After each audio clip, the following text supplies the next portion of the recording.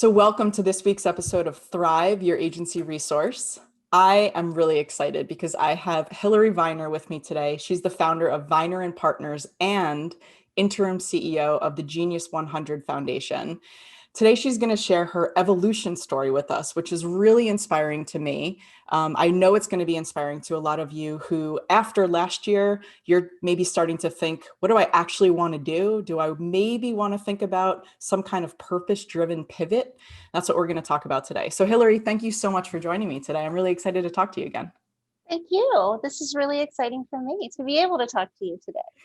It's so fun to share our stories, right? Um, after I'm sure you do a lot of interviews like I do, and you're kind of telling your story. And I feel like in some ways it doesn't get old, right? Because you learn different ways to tell it. hmm And some of those things land with people and they're really inspiring or they really resonate pretty deeply. So I want to know a little bit more about your story from the standpoint of, I feel like your background, from what I know, is that you've always had this blend of like commerce and conscious awareness, right? Yeah.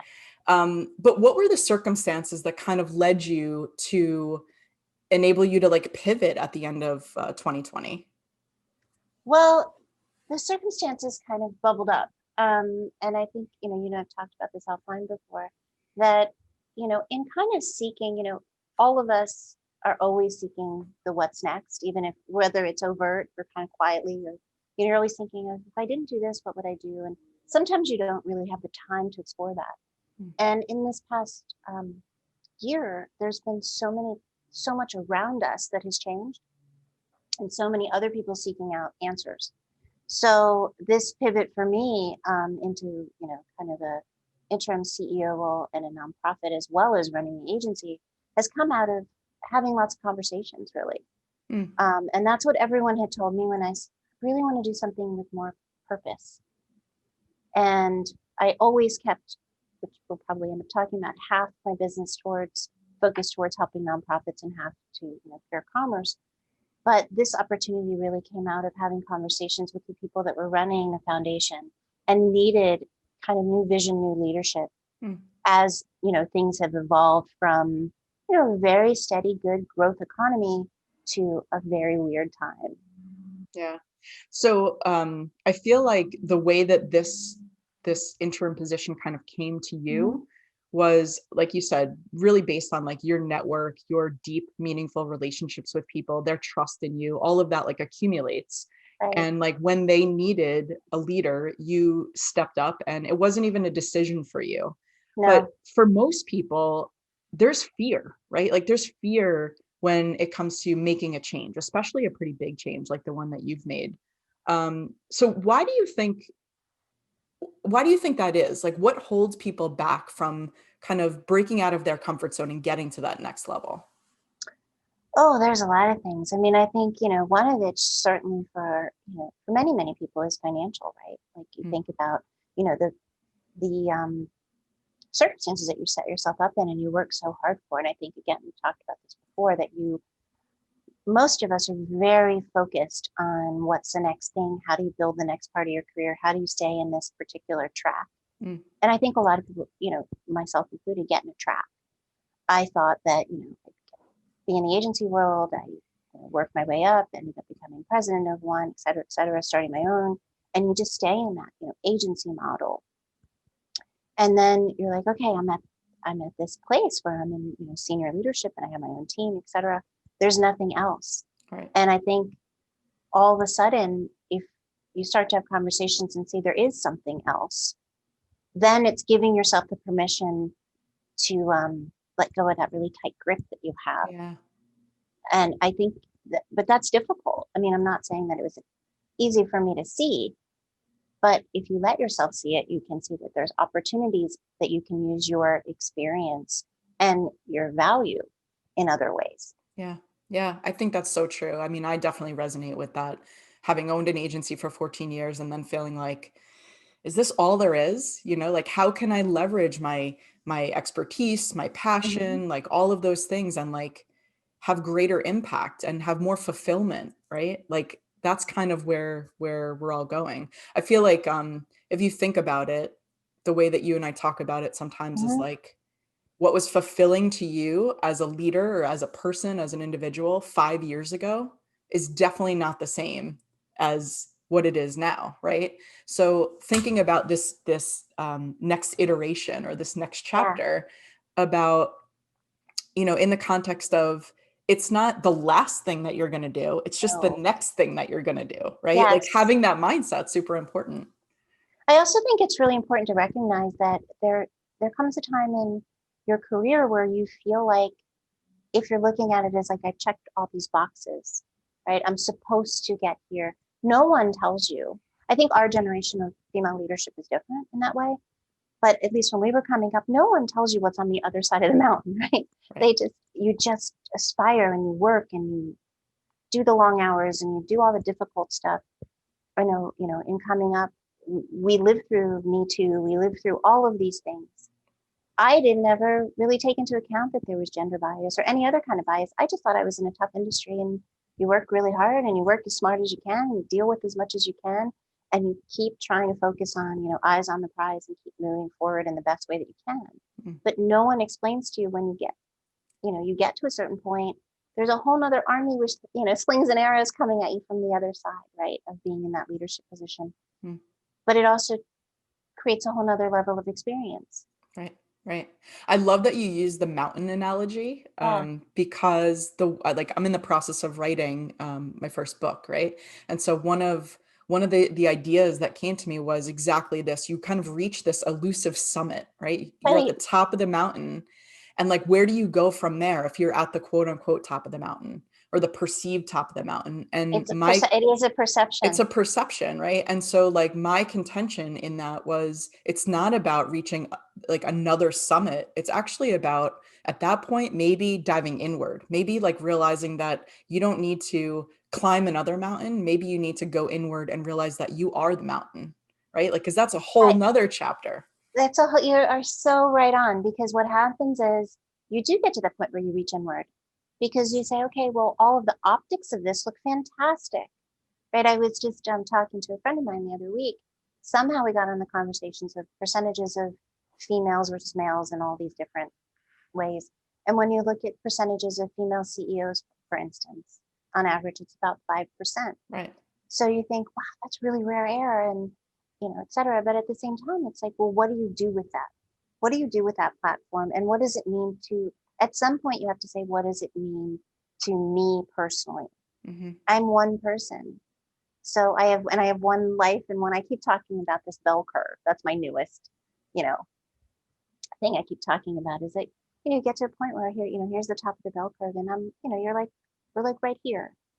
So what do you do once you get here and for the rest of the time you're at that place and forward? Because at some point you also put into how many years you've been in the industry and working and et cetera, and what's the next half? It's to me, I'm at the halfway point. Mm-hmm. So what's the other half look like? Yeah. Let's face it, agency life looks very different than ever before. Remote and hybrid teams need better tools to help them communicate and access files, track their time, manage client budgets, and more. If you believe that it's time to streamline things once and for all, Workimajig is the all-in-one agency management platform built to help you do just that. Head over to workimajig.com/thrive to learn more. Back to the show. It's so interesting. I mean, we're kind of saying the same thing, just using Mm-hmm. like different terminology or different analogies. I feel like at this point, like, we're sort of, let's call it the halfway or midpoint of COVID, maybe a little bit ahead of that, who knows? But this whole last year has really provided an opportunity for a lot of people to Mm-hmm. go inward, right? To Yeah. pause, to reflect, to look at, what is my legacy? What do I want to contribute? How does the rest of my career, what does that look like? Maybe I own an agency, but maybe the way that I lead that agency, or maybe our um, I don't know, our philanthropic efforts look a little different as we go Mm-hmm. forward, whatever the situation may be. I just feel like this has been such an opportunity for us to really look at things from a completely different perspective because we had that time. Was that sort of the same thing that you were seeing on your end? I think opportunity is the key word in all in your explanation. I think it's a lot of it is the way that you perceive things as well, Mm-hmm. and giving yourself the opportunity to perceive things differently and to make a different reality for yourself. Because if you were, like I said, on that track and your track got derailed for any one of a variety of reasons, at this point the opportunity is to see what you can do with everything that you've learned and all the knowledge that you've accumulated, and to not discount yourself because of the environment that we're in. Right. Right. You know, really, it's actually taking, I think it's been a great moment for people to, if they can, take stock of what they've already done Yeah. and figure out within that huge amount of work and hours and time and effort, what are those things that made you the most happy? Because the things that have made you the most happy are the things that you're the best at. Right. It's like Right. a self-fulfilling prophecy, right? It's like that, you know, positive reinforcement. But it's kind of true at this point. I mean, Yeah. I spend a lot of time mentoring, and I always talk about that, where, you know, what is the most fulfilling? What are you getting the best positive response out of? Is really the way you can shine. And I think it's a good time to, if you can, take a break and look at what's made you shine and what's made you happy, because that's what's going to be the most beneficial to everyone around you and yourself. Yeah. I'm curious to know what impact it's had on you personally, Mhm. with this kind of purpose-driven pivot. Like, what impact has it had on you personally to take over this interim CEO role and become a mentor? Like, how does that change you? Um, it has been. I mean, it's still in, you know, it's still in the semi-beginning phases, but Yeah. it's definitely a, you know, the beginning of anything. It looks one way, and then you get under the covers or under the hood or whatever those terms are, and it's wow, it's totally different, right? So I think how it's changed me is you use the same skill sets. The skill sets that we've learned in the agency world are so, and I don't want to be self-aggrandizing from agency world point of view, but if you came up from the, you know, in the big agencies, and you have enormous war chest, tool chest of skills, Hmm.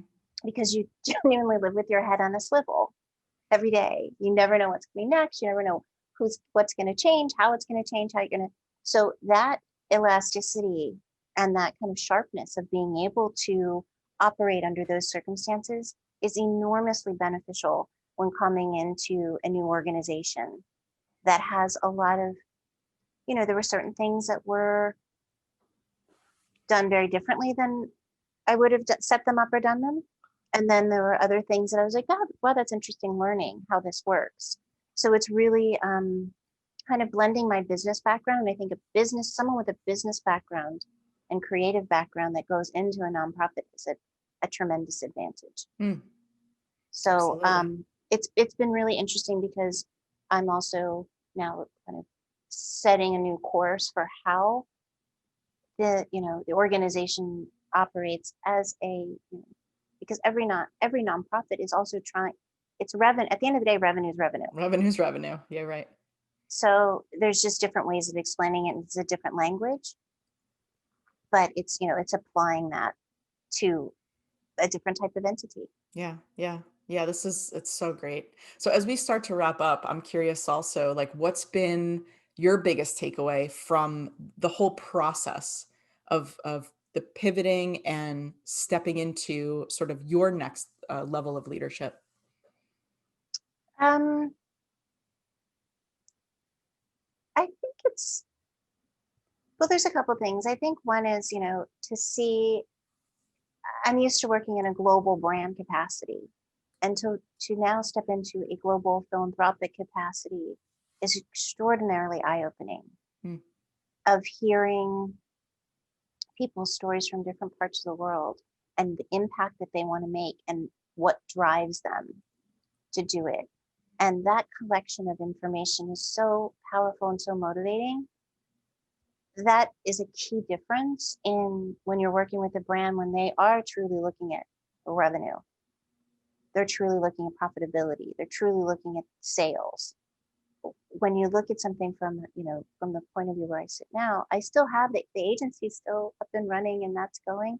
But when you look at it from purely from an impact standpoint, of how you can actually help other people and how you have the ability to do that, it's extraordinarily rewarding in a different way than it is from a purely, business for profit way. Yeah. Yeah. And I think we're actually seeing a ton of change from that perspective, right? Like the brands are leaning in more. They Hmm. realize that consumer demand means that they have to have, some type of give back initiative, and not just for PR sake, but like to actually change their impact on the world, their Hmm. carbon footprint, whatever the case may be, whatever their cause is, right? And Yeah. maybe it's not an or, maybe it's not people or planet, maybe it's both. Hopefully it's both. But I think that that's the direction that almost everything is going in. I mean, I see that with my Hmm. agency clients. I'm sure that you see that with your agency clients as well, Absolutely. so that gives me a lot of hope, right? Yeah, and it's really interesting because it's kind, this is just coming from the other side of it, and to just, like I said, to hear from different parts. We also get very, I think, kind of stuck in our geographies in a way, Mm, and to see this from a truly, every day, instead of talking to different clients in different parts of the world or different, I'm talking to different people that are running these incredible nonprofits in different parts of the world, starting my day off, yesterday, with people in Bahrain, and the day before it's someone in Afghanistan, and that, but these are people that are actually grassroots doing things that are yeah, making incredible humanitarian education and change, yeah. and it's so commendable. Just I feel blessed to just be in the room, to even hear, to be on the inside track of what's possible. Yeah, yeah. It's So it's really such a beautiful evolution. So I want to thank you for sharing it with us, and really wish you all the success in the new role. thank you so much. This episode has been brought to you by Workimajig, the #1 creative agency management software. Show notes at thrive.workimajig.com. Find out how your creative agency can become more productive and more profitable. Schedule your demo at thrive.workimajig.com.